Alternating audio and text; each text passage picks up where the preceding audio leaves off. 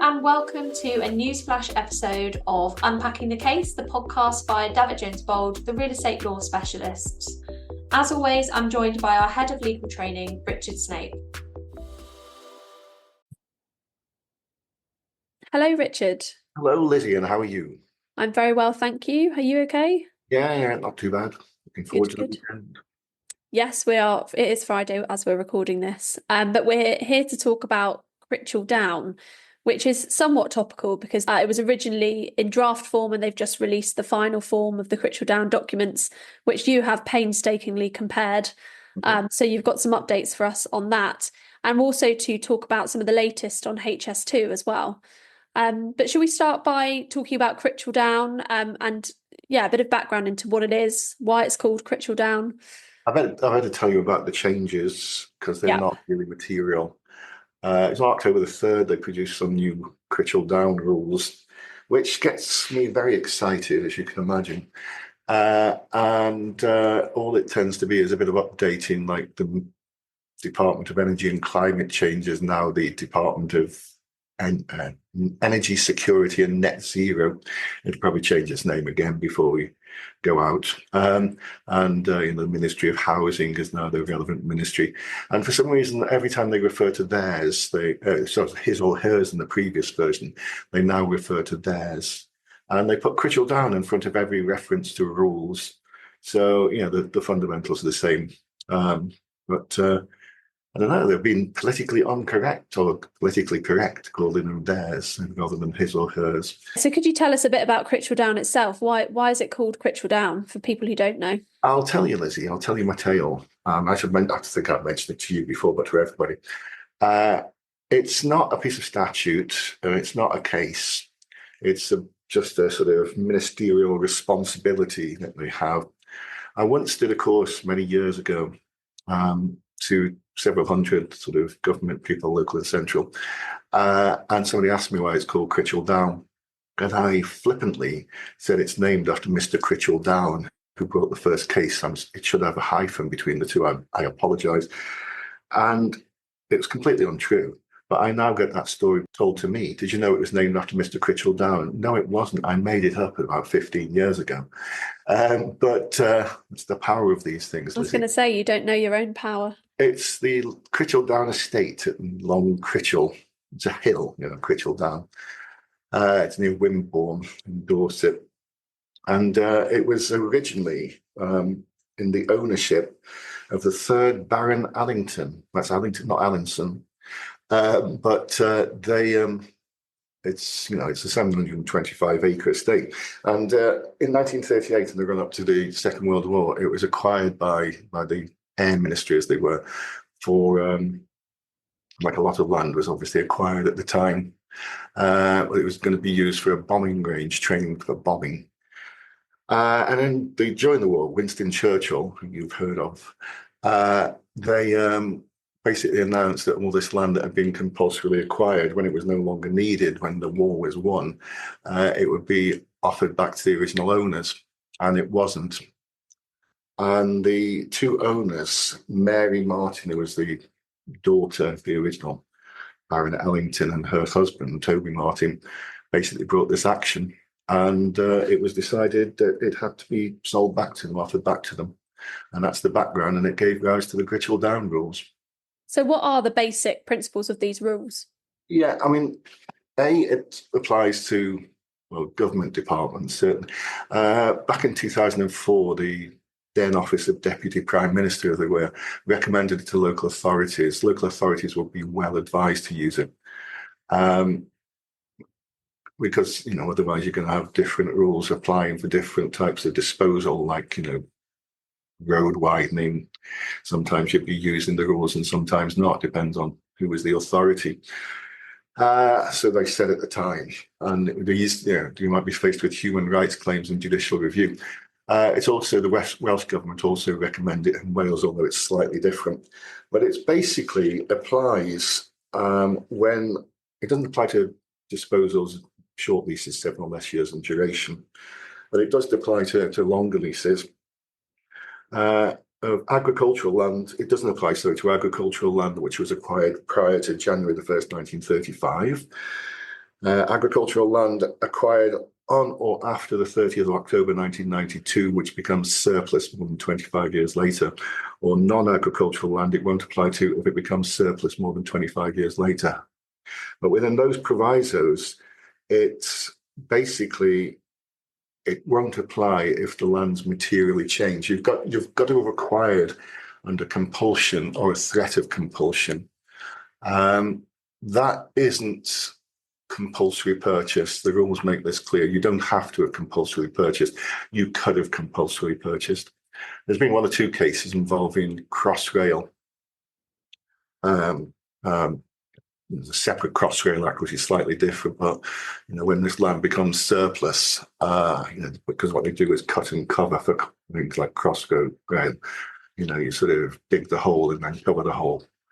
But not for Crossrail, but elsewhere it will. So, you basically, the one situation it wouldn't apply to would be if it was on the open market anyway, and the government body was the successful bidder.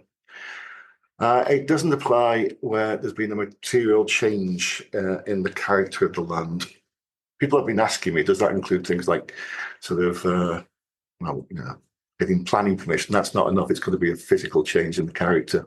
You build on it, you knock down buildings, you put forest in it, you deforest it. And in those circumstances, I think you've got to assume Crichel Down applies. I think there's one that DJB were involved in, that was the RAF Kemble on the Gloucestershire-Wiltshire border. A lot of the disposals involving Crichel Down were the Ministry of Defence. It used to be where the Red Arrows were based, and it became surplus. And you got, they got independent surveyors to show, most of the land isn't built upon. It's an airfield, but there's underground sort of, we can't go into the detail, but storage and this kind of stuff. So they decided that, there was a material change in the character for that reason, and got independent surveyors to sort of verify that. So yeah, it's a tricky one to decide on occasion. You offer back to the original owner or their successor. The successor is through inheritance, basically, not having bought some right. And are there any exceptions? There's quite a few, Lizzie, like intergovernment disposals, which are not really surplus, and where it's in the public interest, which, there was a case called Wheeler, Secretary of State and Wheeler on that, but quite complicated. If the disposal is just sort of straightening boundaries or something like that, or it's too small a disposal in terms of value to justify, or it goes against other legislation, if you like, it's contrary to the reason for the purchase in the first place, like it's going to be transferred to Homes England. But probably the most significant is where you've got a site for development or redevelopment, which isn't materially changed. And it comprises two or more previous land holdings, or it did comprise two or more previous land holdings, or a site which has materially changed in character, and some parts have and some parts haven't. And in either case, a fragmented sale, if there was a fragmented sale, you'd get substantially less value, which you'd have to get valuers. I think for large disposals, you'd be best advised getting independent valuers to sort of do that. But you also have to have regard if it's a part materially changed and part not materially changed. You're supposed to have regard to a consortium of bidders. You're supposed to advertise Crichel Down in the, you're supposed to find the solicitor who acted on initially for the person who was having the land disposed of. And contact them. But if they can't contact the previous owner or their successors, you're supposed to advertise in the Farmers Weekly if it's farmland, and the Estates Gazette and the London Gazette and local newspapers and the likes. And what basically happens is that people, developers, just scour the newspapers to see Crichel Down. It's a wonder that the Estates Gazette's not full of nothing but newspapers, and it's once in a blue moon you see something. They'll can set up a consortium with previous owners and persuade them basically we can make lots of money by bidding. And it rarely works. Why does it not work? I think people have the idea that they're going to get something on the cheap. They would have been paid market value when the land was purchased in the first place, presumably. So it doesn't have to be a CPO. But you're supposed to sell at best value. It's government requirements to sell at best price you can. And you're supposed to follow the red book, and you're supposed to take into account something called special value. People will overbid for that because it's got sentimental attachment to them, and you can't not do that. I remember one that again a DJB were involved in was Satan Camp. It's on the edge of Chester. It's right on the Welsh border. Satan being Saightton, not the Prince of Darkness, if that's what you're thinking. Imagine 666 Satan Avenue. It's now the Satan Housing Estate. It was acquired in 1938 as a training ground for the army, and it was became surplus, I think, in the 1990s. And a consortium of previous owners, farmers and the likes, their successors, bid about. I forget the exact figures, I better not quote, but they bid, you've got it valued, you're supposed to sort of state what you think the value is, and they bid a derisory sum.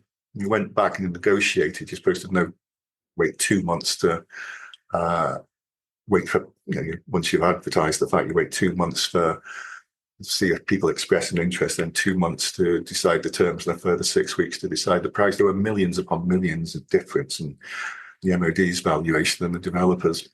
And so eventually they gave them a bit more than 6 weeks just to show willing, and then put it on the open market and told them to, they can bid together with everybody else. And they got millions and millions more than was being offered. You've got to sell at best value. The other thing is if the value, the exception is where market value is uncertain and overage won't cover it. You're supposed to think about overage, uplift provisions, overage and clawback in relation to, sort of planning permission issues if they're outstanding. So that talking about Crichel Down leads us on nicely to talking about HS2. So what's the latest on that? What do we need to know? Oh, the latest, we don't know what we need to know.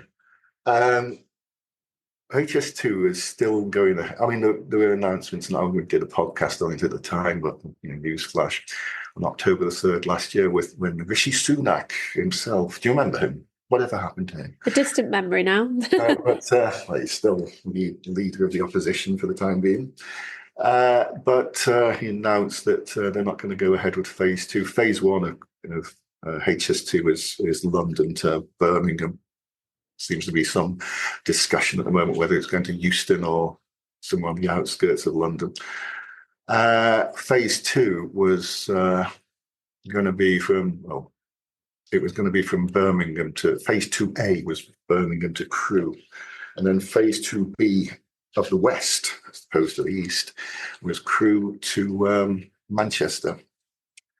And it announced, I say last October, that phase 2 is not going to happen. That phase 1, they'll turn up just north of Lichfield and go on the West Coast main line from there. I know the area as well because I have to get the train down there on a regular basis. Well, the latest is that in the last few days, it's October the 18th day, and yesterday, there was some discussions in the Labour Party conference in September about they would look at the costing, whether the phase 2 west would be reinstated and phase 2 up to Crewe from Birmingham. And then there were rumours on October the 17th that phase 2A, Birmingham to Crewe, would be resurrected. But then the government started to backpedal on that during the day. It's very difficult to know what's going on with it, which is bad news for the taxpayer and bad news for all the landowners. I'm here in Cheshire on a Saturday, as it always is. And, This was, not miles from here, but the route of HS2 was due to go straight through Staffordshire, HS2 phase 2 in Cheshire, and then into Greater Manchester. When it was announced last October that it was no longer going ahead, then they basically, the government soon afterwards announced that all these properties that are being compulsorily purchased would have to be offered back under phase 2. There's something called safeguarding, under Crichel Dam, but there's something called safeguarding, which is basically, it can designate the area that if you put in a planning application, the local authority will have to consult with HS2 and to decide whether planning permission goes ahead. The safeguarding was dropped for the most part for phase 2A, Birmingham to Crewe, earlier this year. Phase 2B is still there, as last I heard, because they're looking at a west-east line, which they need much more than HS2, quite frankly.